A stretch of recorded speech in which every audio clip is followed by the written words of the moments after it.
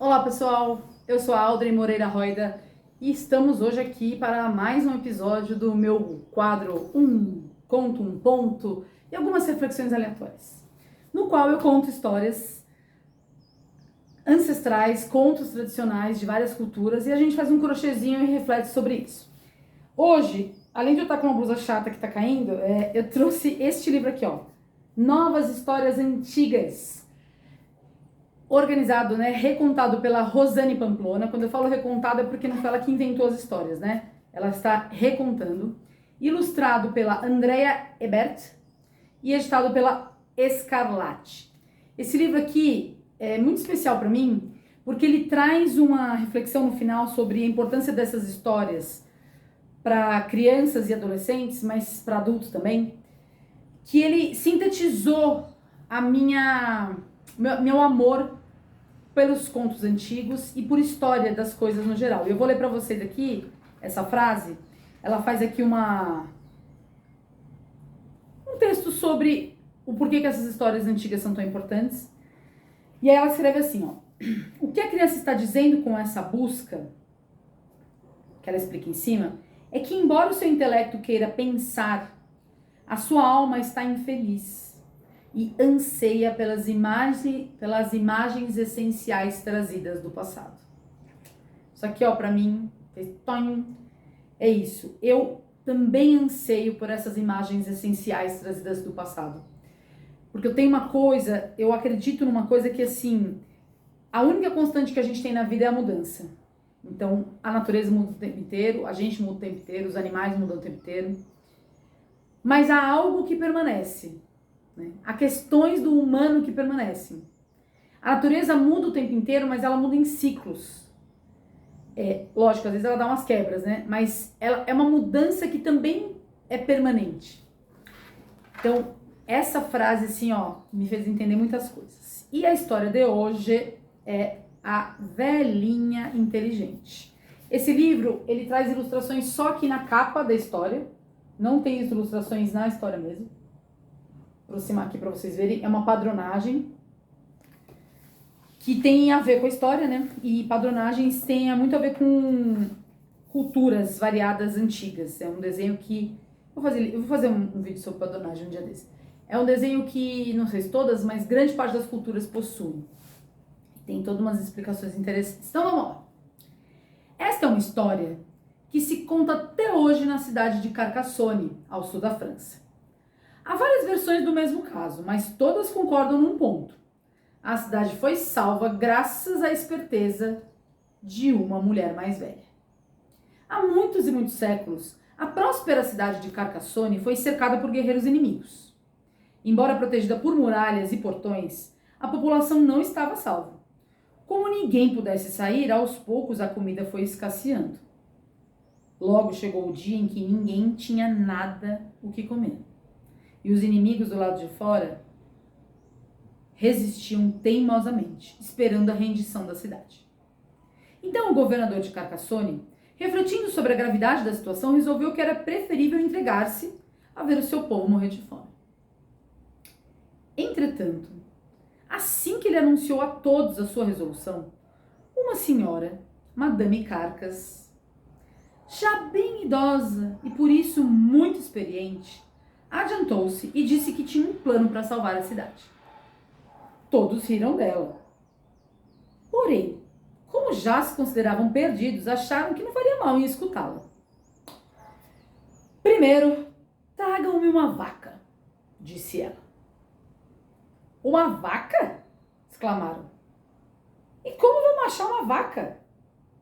Mas Madame Carcas insistiu e todos se puseram a procurar de casa em casa. Vira daqui, revira de lá e encontraram, por fim, uma vaca muito magra, na casa de um homem muito avarento, que a havia escondido por medo de morrer de fome. Ele bem que reclamou, mas o animal foi levado até a velha senhora. Agora, disse ela, juntem tudo o que puderem de alimentos, restos, cascas, o que encontrarem. Assim fizeram todos, conseguindo juntar um saco cheio de restos de cereais. Muito bem, aprovou a madame. Deem agora tudo isso à vaca. A vaca? Isso é um absurdo. Todos estamos com fome, vamos dar tudo isso à vaca? Pois deem tudo à vaca e não vão se arrepender. Garantiu a velhinha. Não sem relutar, fizeram o que ela dizia.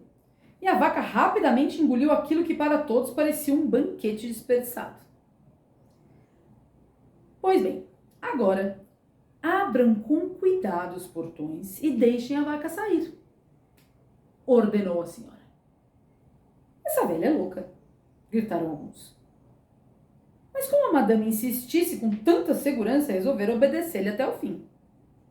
Do lado de fora, a tropa inimiga percebeu que os portões da cidade se abriam. Intrigados, viram que uma vaca escapava. Mais do que depressa, capturaram o animal e o levaram para o seu chefe de armas. Veja, senhor, eles deixaram a vaca escapar. Graças a esse descuido, hoje teremos um belo jantar. O chefe, intrigado, ordenou que matassem a vaca. Mas quando abriram a barriga do animal e ele a viu forrada de cereais, muito preocupado, concluiu: soldados, se os habitantes dessa cidade têm provisões o bastante para alimentar suas vacas e ainda se dão ao luxo de deixá-las escapar, é sinal de que poderão resistir por muito tempo. É melhor nos retirarmos, pois certamente morreremos de fome antes deles. Assim, os inimigos foram embora e a cidade foi salva. Dizem ainda que a velhinha, vendo partir os soldados, subiu à torre da igreja e começou a tocar o sino em sinal de vitória. Ouvindo aquilo, o povo gritou: Viva Carcassonne! Que em francês quer dizer Carcas está tocando o sino. E é por isso que a cidade foi chamada de Carcassonne. Bom, vou comentar então, fazendo aqui o meu chale que eu tô terminando, que é um presente para uma amiga, ó. Tá ficando belíssimo. Ai, gente, olha, eu amo esses contos de sabedoria feminina, adoro. Acho muito interessante, principalmente quando é um conto de sabedoria de mulheres mais velhas, né? Não só porque eu estou ficando uma mulher mais velha, mas porque eu acho muito interessante como a gente vê que nem sempre o culto à juventude foi a premissa básica, né? E a mulher mais velha, falando com lugar de fala, tem um nível de experiência e um nível de relação com a própria intuição, quando isso é trabalhado, né? Nem sempre. Nem todas as mulheres mais maduras retomam o contato com a intuição, porque ele é basicamente destruído, né? Na nossa educação e na nossa socialização. Sem querer generalizar, mas já generalizando, né?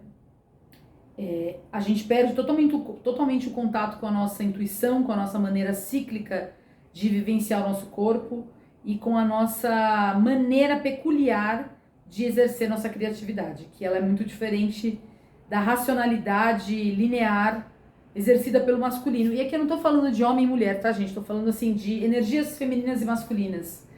Tudo na natureza tem feminino e masculino, né? E é muito interessante perceber como a velhinha, com a sua experiência de vida e a sua intuição, ela foca em resolver o problema. Ela foca na solução do problema, não no problema. E isso me traz para, hoje em dia, a gente pensar, no caso eu mesma pensar sobre a minha vida, como eu foco no problema.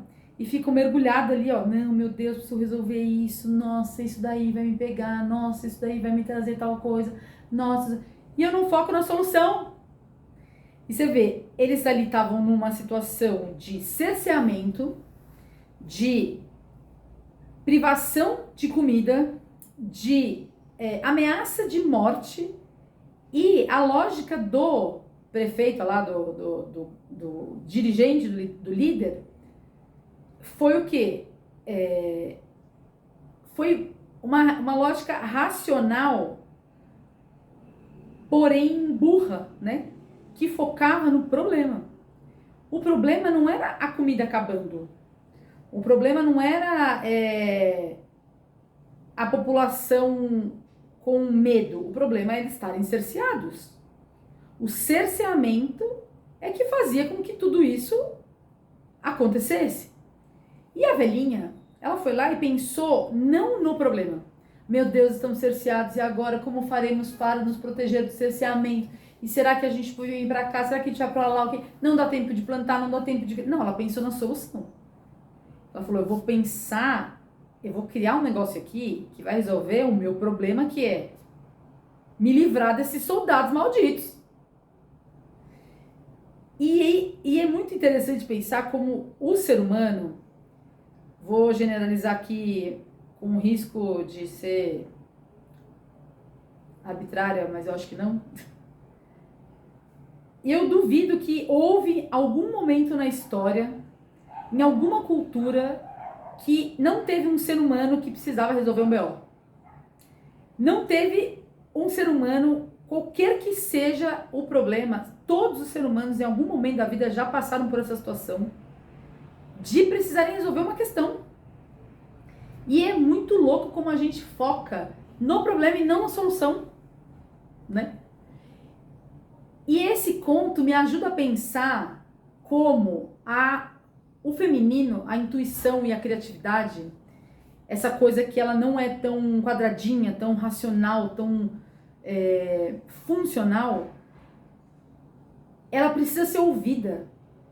A gente precisa ouvir essa força interior, essa coisinha que fica falando no nosso ouvido aqui, ó, vai por ali. Tá todo mundo falando pra você ir por aqui, ó, mas vai por ali que você tá, vai por ali. Porque muitas vezes é isso que vai resolver, né? Porque essa vozinha interior, ela tá focando na solução, não no problema, né? Nem sempre é fácil de discernir o que é solução e o que é problema, né? Mas eu acho que se a gente consegue silenciar um pouco o barulho externo, né? Um monte de gente falando no nosso ouvido o que precisa fazer, o que precisa deixar de fazer e tal, e a gente ouve essa vozinha, a gente consegue chegar numa boa solução. Então, assim, eu acho que esse conto, ele fala de como o ser humano sempre teve BO para resolver, né? De todos os tipos. E como a sabedoria feminina, baseada aí numa intuição e num processo criativo, ela é fundamental para resolver as coisas. Mesmo quando elas, aliás, principalmente quando elas parecem desesperadoras e parecem sem solução.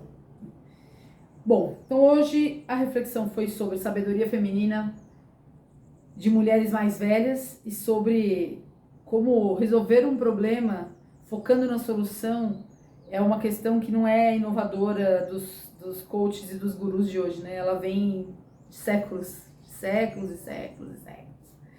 Então hoje, se você tiver um problema para resolver, pensa com o seu lado feminino, pensa com o seu lado intuitivo, pensa com o seu lado bem-humorado, né?